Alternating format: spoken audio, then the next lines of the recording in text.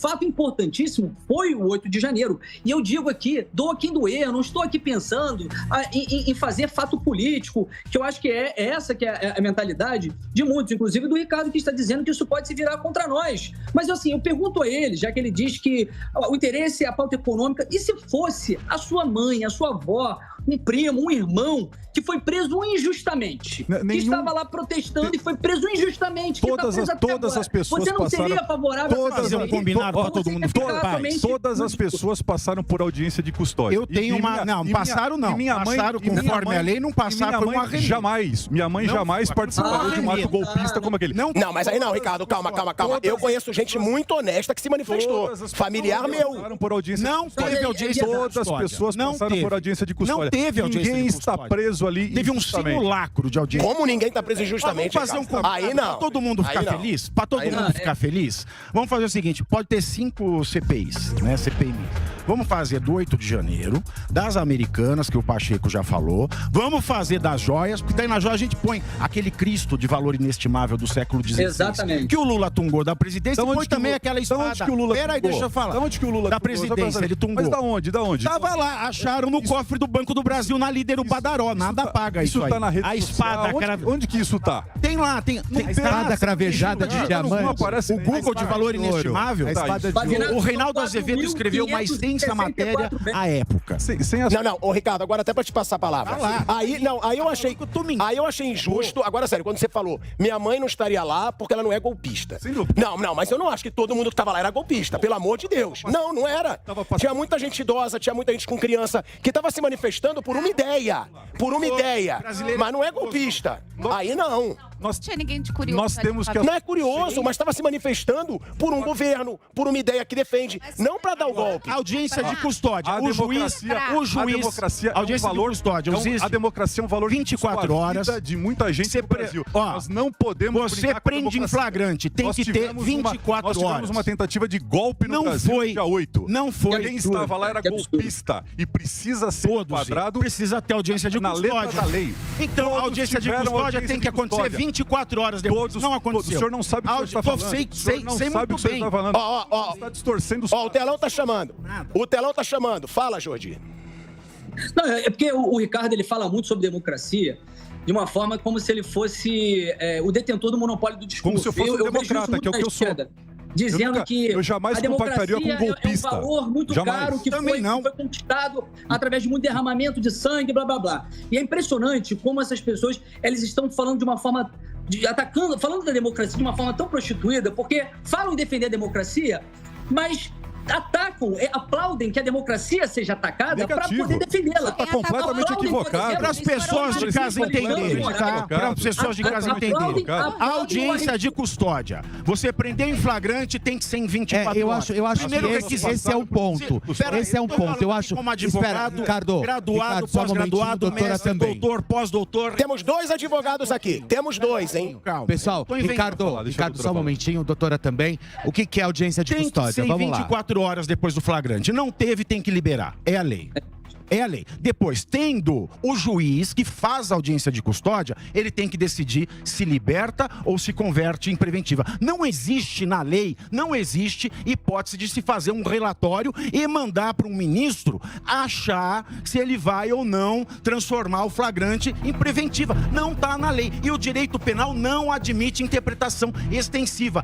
É uma situação excepcional? É um caso de exceção? É um caso de exceção, tem que se aplicar a lei. O Estado não conseguiu, não aplica, porque senão nós estamos num estado de exceção. Deixa o golpista solto. Não sei. Tem traficante solto. Está solto, então. Não, mas você falou em audiência dizendo. Deixa o André do Rap está solto, meu filho. Vai atrás do André do Rap, ó. Eu não sou o Ministério Público, eu não sou o Judiciário. O que você está fazendo é passar pano para traficante. O traficante merece a lei. Agora, a pessoa não. O assunto não é o tráfico. É isso. O assunto é o golpe do dia 8. Você está falando aqui que porque estava no golpe do 8 de janeiro, não está aplicando a lei. Então você está propondo um estado de exceção. Exceção. O senhor está completamente... exceção à lei. O senhor está propondo exceção à lei. Todo golpista fala... O senhor está propondo exceção à lei. Todo golpista... Eu não sou golpista. O senhor é que está dando golpe. O senhor que está dando golpe na boa juridicidade. As pessoas estão presas porque participaram de uma tentativa de golpe. Simples assim. Mas deviam estar presas depois da audiência de custódia conforme a lei. Várias já foram soltas. Não foi conforme a lei. Várias já foram soltas. Soltas entre aspas, não podem... Estão pedindo para eu retomar o comando. Eu não era a favor. Eu era a favor de deixar. Mas estão pedindo. Vem, Cris, vem. Porque nem eu queria estar no comando agora. Eu queria deixar eles discutindo aqui. Que eu tô adorando. Eu imagino que quem tá em casa também tá. É bom a gente ver esse debate. Agora, Jordi, o bicho tá pegando.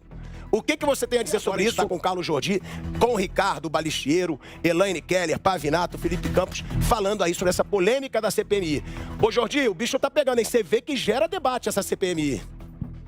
Com certeza, irmão. Mas o que eu percebo na fala do Ricardo é o que eu sempre percebo na maioria dos esquerdistas, né? Que eles falam muito de Constituição, democracia e lei, mas, na verdade, o que eles buscam, na verdade, é censura e prisão daquelas pessoas que ele discorda das ideias.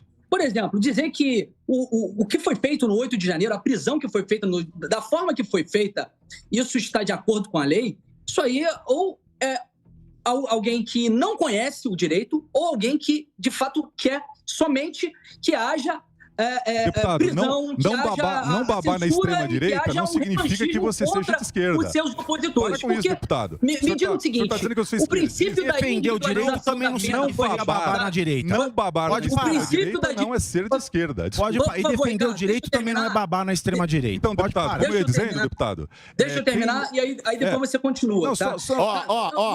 Volta o comando. Cris, volta o comando. Fala, Jordi, sua última participação. Muito obrigado pela presença aqui. Não, o que eu ia dizendo é que, na verdade, a fala dele demonstra que o que ele busca é um revanchismo, é prisão, é um ataque àquelas pessoas que ele discorda das ideias. E ele está aplaudindo um método que foi totalmente ao arrepio da lei. Não houve individualização da pena, não houve um respeito ao devido processo legal, a audiência de custódia, como disse o Pavinato. O STF tem agido há muito tempo ao arrepio da lei e hoje nós vivemos uma ditadura do judiciário. Eu digo isso com muita tranquilidade. Alguém vai discordar que a prisão, por exemplo, de Daniel Silveira, ela foi uma prisão totalmente inconstitucional, que não houve um crime inafiançável que pudesse justificar aquela prisão? Isso é um dos exemplos que nós podemos dar dessa ditadura que nós estamos vivendo e que aplaudir isso que está acontecendo sobre essa justificativa de que eram golpistas. Nem todos ali eram golpistas. Os golpistas que foram os vândalos, que houve até infiltrados, eles devem ser penalizados e por isso nós queremos uma CPI.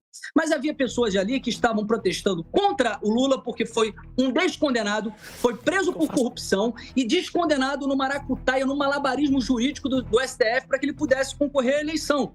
E estavam protestando contra isso, protestando contra a transparência, a falta de transparência que não havia no processo eleitoral, o desequilíbrio do processo eleitoral que fez Alexandre de Moraes e o TSE, fazendo censura contra a Jovem Pan, censura contra a campanha do presidente Bolsonaro. E foi, de fato, por isso que essas pessoas estavam protestando. E com medo desse bandido assumir a cadeira de presidente da República. E muitas pessoas estão presas simplesmente por estarem protestando. Como é que você quer falar para mim que essas pessoas são golpistas e por isso que elas podem estar presas, que elas devem estar presas? Jordi! Vamos fazer essa CPI, porque na mão da Justiça, na mão do STF, da forma que está, nós sabemos que não veremos a resolução e a busca pela verdade dos fatos. Jordi,